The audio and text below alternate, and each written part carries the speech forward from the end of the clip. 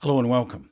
I wanted to talk about Abraham Maslow, immigration, particularly illegal, and well-being in Denmark. Oh, and just for good measure, to point out why it's important to really be aware that some people want to nudge the way that you think and perceive things. To begin then, let's look here. People in Denmark are aging the slowest. Very interesting article. I'm only going to pick out a couple of snippets from it, but well worth a read. The concept of hygge being so central to the Danish socio-political philosophy goes hand in hand with this study, which found that aging was deeply affected by, this is where I get to one of the points I want to pick out and highlight for you, because I've literally highlighted it, socio-political factors such as democratic freedoms and whether politicians act in your interest. Think about it. If it's to do this wellness and this slowing down at least a little of the aging process, which of course is connected to stress amongst other things, if togetherness, if connection is important, then those things are to do with feeling cozy, psychologically cozy, not necessarily candles and warm. That can be part of it. But knowing that someone's got your back, knowing that it's safe.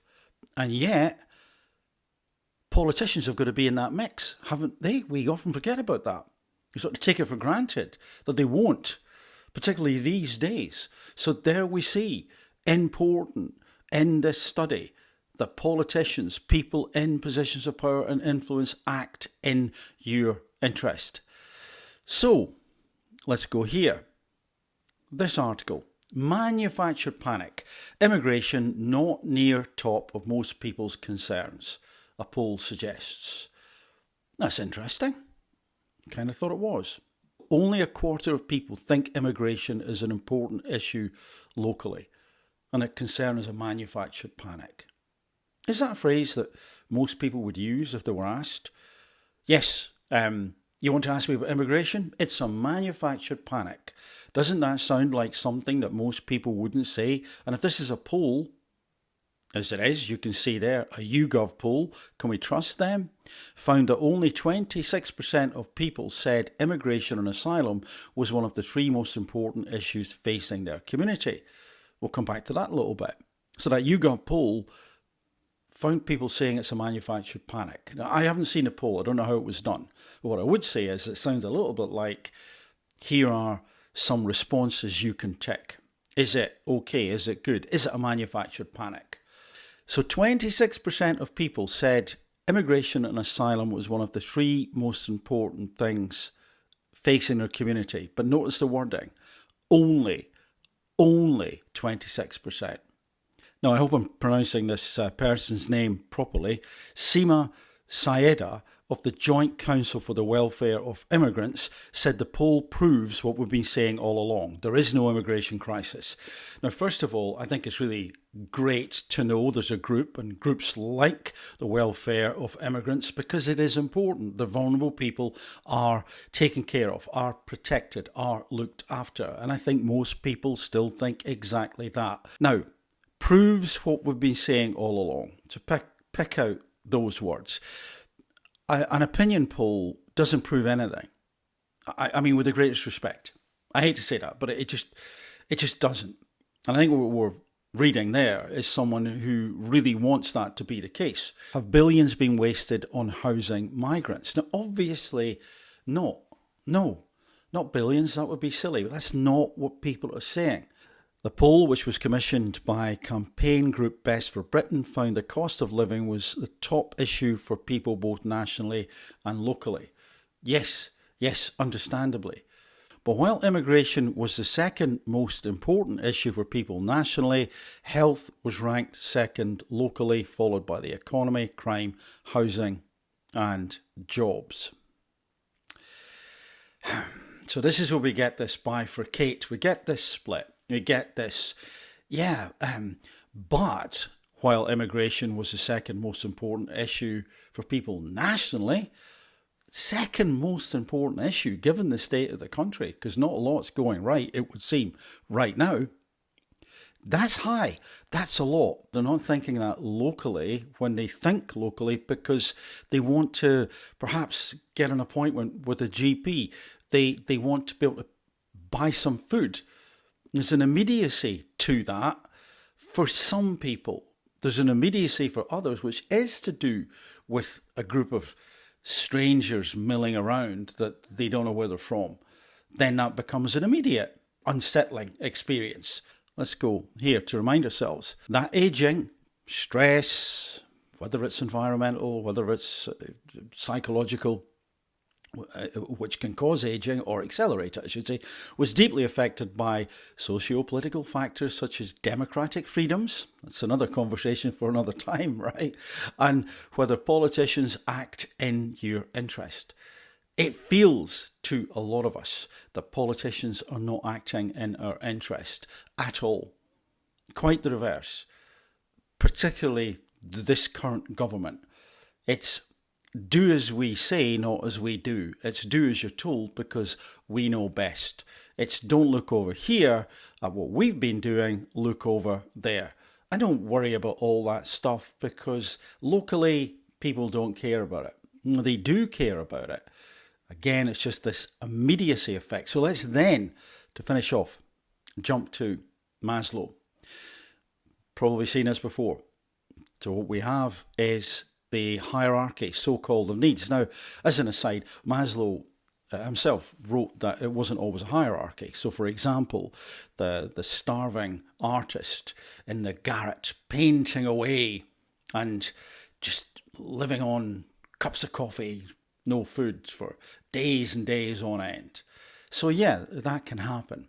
But by and large, think of this as survival. So at the bottom, if we don't have air, that's pretty serious. And if it's polluted, that's also serious. Water, well, so this stuff's pretty acute. We need water. We need to be able to breathe.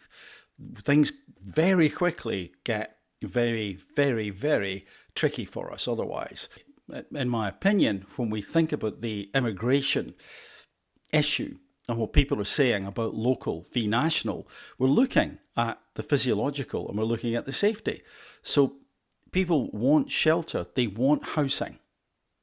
This is pretty acute. If you've ever slept outside, you know how important that is. Safety needs, yes, health. And also it says their property to hopefully own something, that distant dream for many people these days. And also this idea of security. And when people don't feel secure, then that's stressful to say the least. So what I'm suggesting here is that when people say locally, those issues for some people in some areas about the cost of living to get the food is so acute, it's so immediate, that pushed down a little bit will be the worries and fears and concerns about immigration. But it is not that it's not there. It's just, and I think one of the reasons is going to be geography. It's going to be the places that people are in. People also can look at things nationally via media, social media, etc. And they can see, and that's threatening, but it's threatening at a distance, or at least worrying at a distance, or at least of concern at a distance. But the immediate day-to-day, I've got to pay this bill because they need to be able to eat. We'll deal with that next week type idea.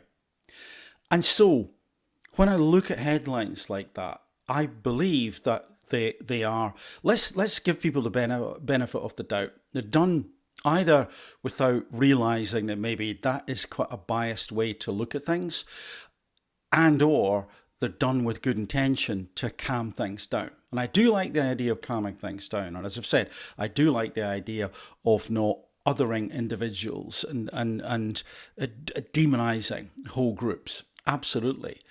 But one of the reasons I'm talking about this is because this is a bit of a crisis. It is not a panic. There's no panic out there, a manufactured panic. Notice again the choice of the phrase that could be used. What, manufactured panic?